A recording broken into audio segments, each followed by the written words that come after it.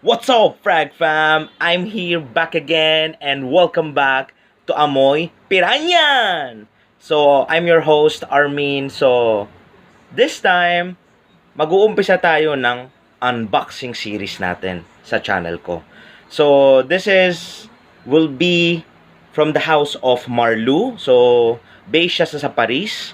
So, it is they say parang sabi daw nila parang indie slash designer house siya.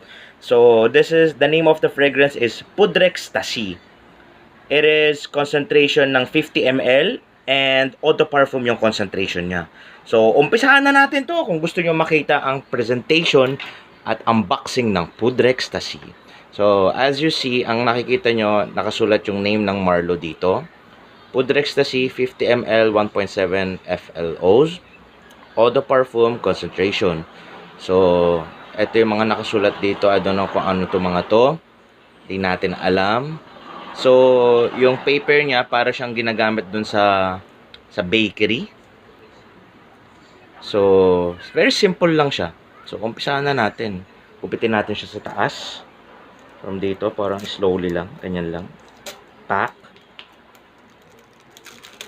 So, simplihan lang natin.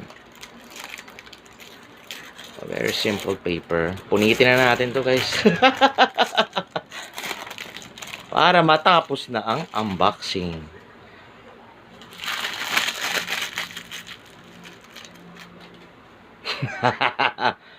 So, nakikita nyo Poudrextase. So, open natin ang box. So, parang simpleng karton lang siya. Taran! Wow! Ang ganda ng bote! So, this is the bottle. Marlou, 75011 Paris. So, sa tingin ko yan yung address nila sa Paris. So, it's written 50 ml eau de parfum, 80% alcohol by volume. Handle with care may cause intense emotions.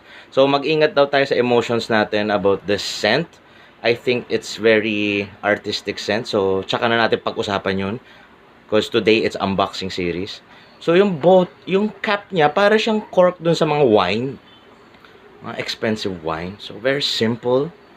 As you see, nakikita nyo. Simple cap lang siya. Very cork. Very artistic design. So, ito yung bote niya. Parang sticker lang sa harap. 19.302. I think yan yung batch code niya yata. Yung sa taas niya, yung atomizer niya, it's a silver. Very simple. Then at the back, I think this is number 12. Ito yung pinaka 12 na bottle niya, I think. Number 12 to. So, tingnan natin yung presentation ng scent niya. As nakita nyo na, titingnan natin yung sprayer niya, paano siya magbuga. So, first, freshly sprayed. Oh, so parang sakto lang siya. So, very nice distribution. Simple as that. So, ito yung box. So, very safe. Hindi naman safe. Parang simple lang. Then, sa likod, nothing listed. So,